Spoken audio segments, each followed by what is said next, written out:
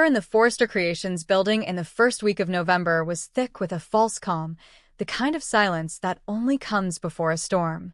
Hope Logan walked through the brightly lit hallways, her eyes shining with a hope that things were finally settling down. Her new design was being praised, her engagement to Liam Spencer was being celebrated, and the Hope for the Future blog was flooded with glowing articles.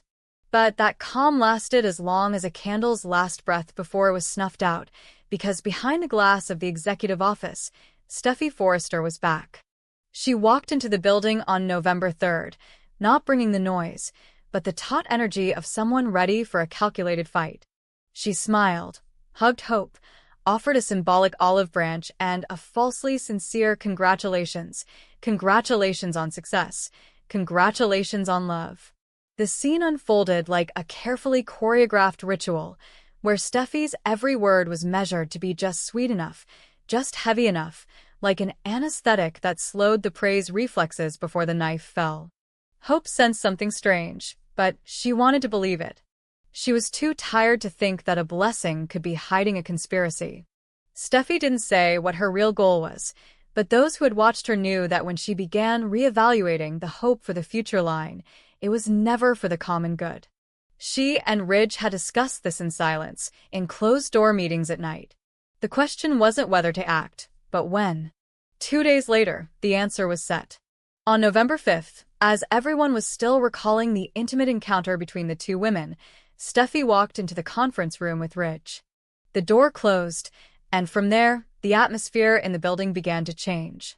The designers, staff, and even assistants stopped, feeling the invisible pressure shift spreading.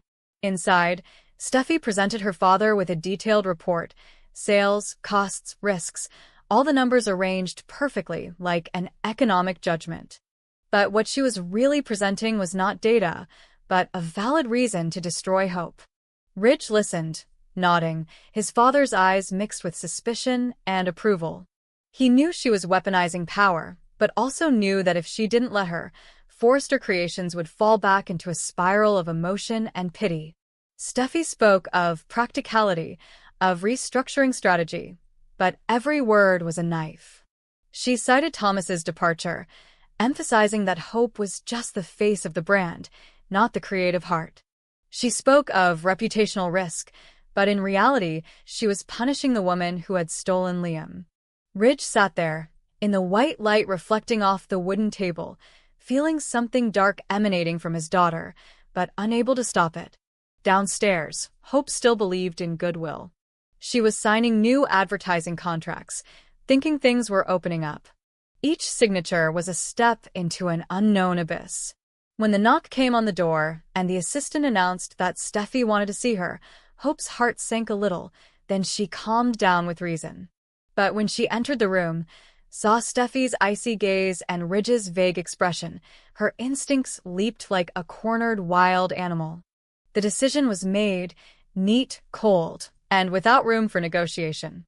The Hope for the Future line was suspended indefinitely. Steffy called it a strategic move to restructure the brand, but everyone understood it was a legal way to get rid of Hope. She tried to keep her composure, but inside, her world was collapsing. The walls of Forrester Creations, once a place of success and passion, now became a cage of honor. Each clatter of Steffy's high heels echoed like a declaration of dominance. Hope sat alone in her office, staring at the unfinished design, the ink barely dry. She remembered the congratulations from 2 days ago, that voice, that smile, now a false prophecy. In her mind, doubt turned to realization. This was more than a job. This was war. She knew Steffy always wanted control, but this time, there was something deeper, more sinister. Steffy didn't just want to win. She wanted to destroy. Meanwhile, Steffy left the building, stepping out into the bright light of the Los Angeles afternoon, her eyes reflecting the sunset like fire. She had achieved what she wanted, but a part of her heart trembled, not with guilt but with a sense of emptiness. She had won, but it was a victory that reeked of blood. Ridge watched her daughter, knowing that the war would not stop with Hope. It would spread to Brooke, and then the entire Logan clan. A new generational war had begun, and he, whether he wanted it or not, had signed the declaration.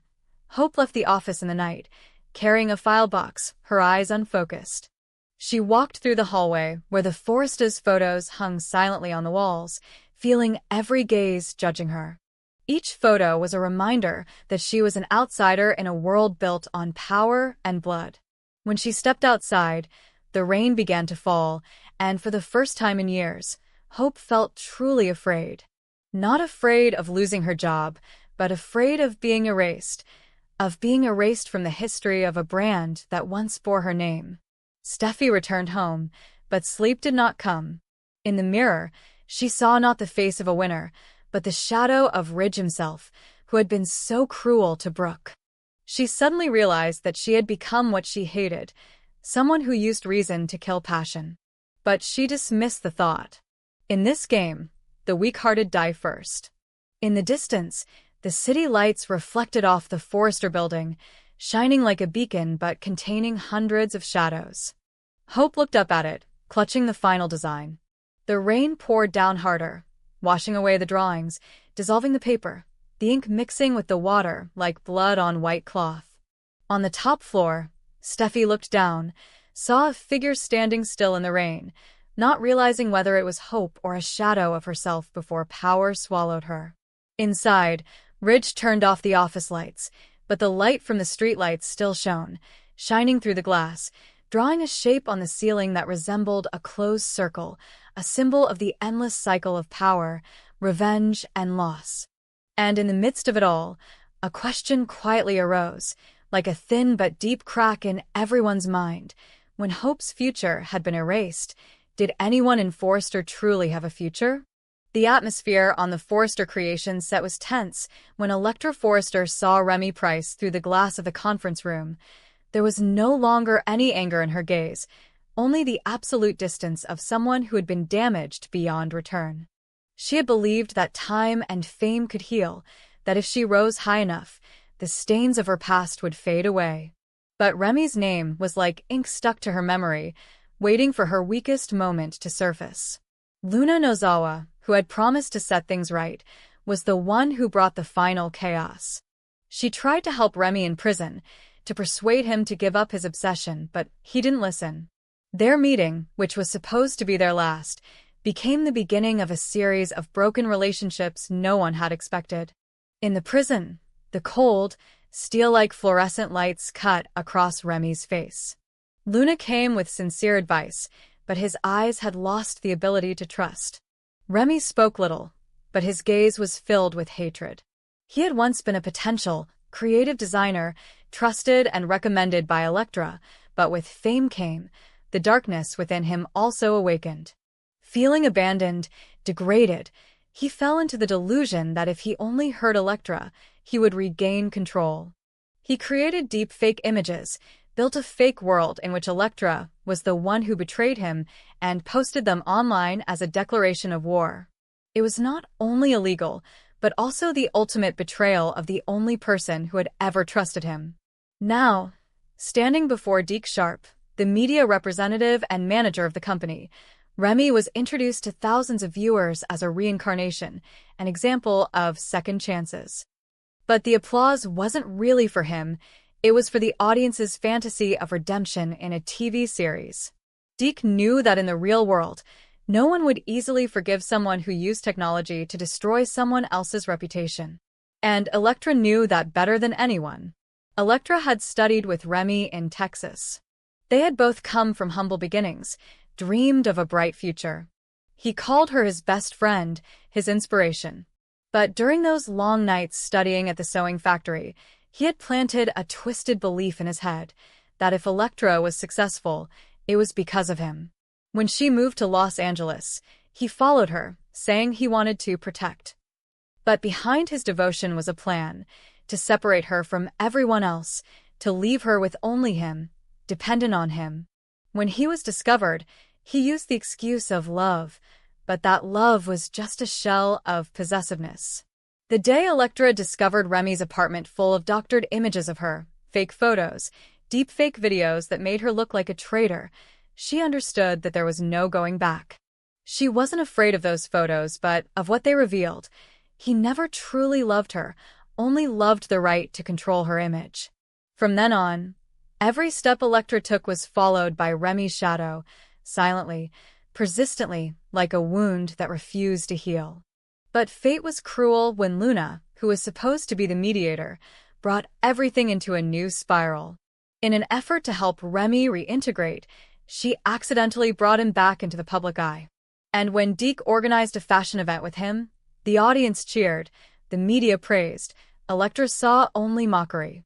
The man who once wanted to ruin her reputation was now honored for daring to face her mistakes. In that moment, her belief in justice completely collapsed. Remy, on the other hand, saw the event as a chance for revenge. He didn't want to make amends. He wanted to prove that, despite being a social outcast, he could still walk their runway. Luna warned him that Electra would never forgive, but he didn't care. He believed they were still connected by something deeper than hatred. He didn't realize that his twisted love was just an obsession. Electra stood backstage, watching Remy appear on the runway, the flashbulbs flashing. Each light was a knife slashing at her memory. She remembered his words about a shared future, the way he'd called her name when they'd been arrested, not as a sinner, but as a betrayed lover. She understood that Remy was no longer the man she'd known. And when the spotlights fell on his face, she saw in his eyes not remorse, but defiance. In a corner of the auditorium, Deke sensed something was wrong. The silence in the audience, Electra's gaze, and the crooked smile on Remy's lips. He felt as if he were witnessing a slow-motion explosion. Luna sat in the front row, her face tense. She noticed that Remy's eyes were not on the crowd, but on Electra, the eyes of someone about to do something irreversible. Remy walked down the hall after the show, sweat mixing with the lights, his breathing quickening, his head buzzing with applause and accusations from the past. He felt his blood boil, mixed with the pleasure of revenge. He thought he was forgiven, but in reality, he was only released. And when he saw Electra turning away, he understood that his life had only one goal left, to make her remember him, even if it was in fear. And Electra, for all her pride, was still human. She had managed to survive in a world of media where honor could be erased with a tweet.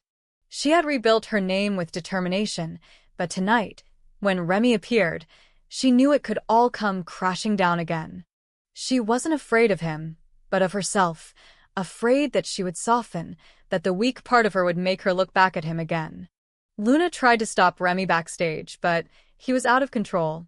She had thought she could control him, use him as a pawn against Electra, but now she understood. The hauntings never stopped. In the bright light of the stage, as everyone cheered, a soft noise rang out. The spotlight overhead shook, the anchor cord cut. A moment later, a heavy sound tore through the air. The spotlight fell, smoke rose, screams echoed everywhere. The auditorium was in chaos.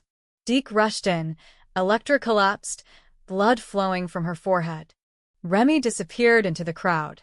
Luna is stunned, realizing she helped the demon escape its chains. And when the police arrive, they find Remy has left the scene, leaving behind an old photo in the dressing room of him and Electra in Texas, scrawled in red ink. "No one leaves me." The story ends with an image of Electra sitting in the hospital, white light reflecting off her scarred face. She doesn't cry. She knows the war isn't over.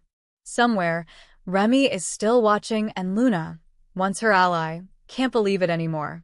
The world of fashion, of fame, of glamorous photos, is now just a mask hiding a real battlefield, where every smile can be a knife, every apology a bait, and every handshake the beginning of a betrayal. Amidst the glare, the final question rings out like a distant echo. If images can be created by technology, where does the truth remain? In the real person, or in the monster they create to be loved, believed, and feared?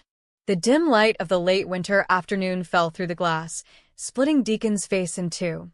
One bright white of a man who had dreamed of happiness, the other sunk in the gray of mistakes that would never be washed away. He knelt down, ring in hand, his heart pounding as if trying to beat the silence. Taylor stood before him, her eyes no longer the light of hopeful days. Her answer to him needed no words, just a slight step back, and a sigh slipped across the widening distance. The ring in his hand lost its weight, falling to the carpet with a reverberating sound like metal falling into a well of memory. He bent down to pick it up, but when he stood up, the world around him had changed color. Taylor turned away, leaving him standing alone in the room where the proposal shattered like glass. As Deacon fell into that void, the past began to return. Sheila appeared as if she had never left, stepping out of the darkness of the old days, where sighs and guilt intersected. She did not come to comfort, but to take place. Her face shone in the dim light, her smile a delicate cut, both soft and cruel. For Sheila, the weakness of others had always been a door for her to enter. And Deacon, in his crisis of failure, was the perfect gateway. Taylor thought she could leave it all, the old loves, the hurts, and the mistakes that had haunted her like a disease. But Deacon was the only weakness she had not anticipated. The more she tried to stay out, the more she was drawn into his vortex. That love was no longer pure, but full of contradictions, both a desire for salvation and an instinct for self-destruction. She saw in Deacon's eyes an image of herself, a person trying to cling to the idea of love to forget her sins. And while she hesitated, Sheila stormed in. Sheila didn't need to knock. She penetrated every space, every crack between Deacon and Taylor. For her, love wasn't about sharing, it was about possessing, it wasn't about saving, it was about dominating. She understood Deacon. She understood his fear. She understood how he faltered when she smiled. Every word she spoke was like a poison medicine, making Deacon want to run away and yet unable to leave. Taylor felt it, felt like she was losing the man she thought she could save. The triangle, Deacon, Taylor, Sheila, was not just a story of love, but a dance of power and revenge. Taylor, who had always sought the light, faced two shadows, one from the man she loved, and one from the man she thought was gone forever.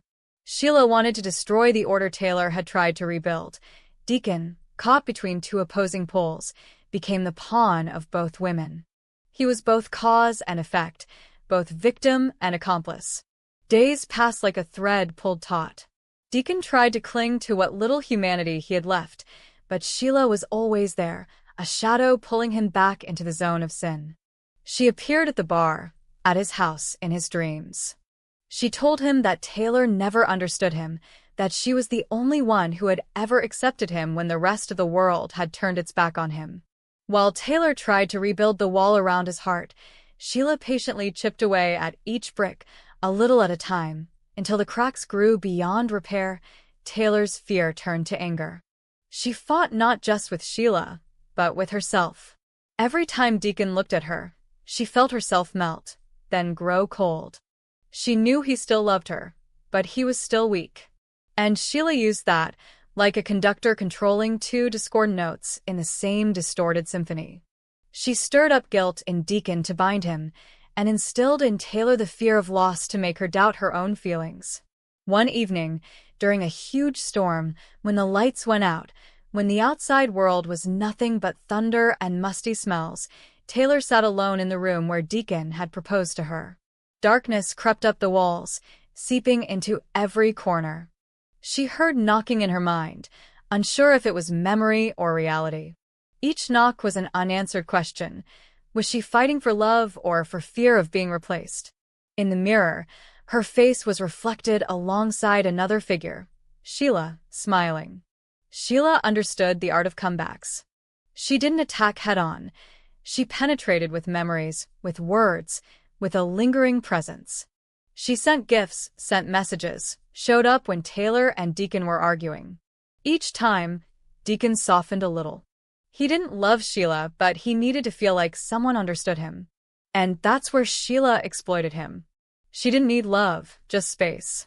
Deacon began to dream of the old days, of when he and Sheila were on the same path. The memories scared him, but it also kept him alive. In the darkness, he remembered how Sheila had looked at him, not as a sinner, but as an ally.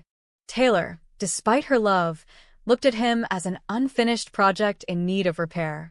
It was that difference that drove him away from the light. As the order is shaken, things begin to fall apart. Taylor loses control, Deacon loses balance, and Sheila takes them both. She doesn't need to win with violence. She just needs to wait for them to destroy each other.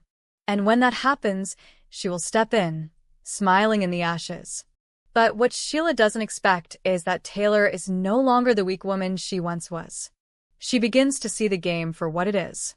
She realizes that to defeat Sheila, she must tap into her own darkness. She must learn to use the same tools Sheila used: fear, control, and power. In that moment, Taylor understands that she can't save Deacon with love. She must save herself with strength. Deacon, seeing Taylor change, feels the world turn upside down. He came looking for redemption, but what he finds are two women who mirror two different versions of himself. One instinct, one reason. He realized he was at the center of the storm he had created. The more he tried to escape, the deeper he was pulled. And as he stood between them, in the mirrored room, he saw three figures: himself, Taylor, and Sheila, but only two moved. The other stood still, smiling faintly. The story ends with the first sunrise of the long night. Taylor stood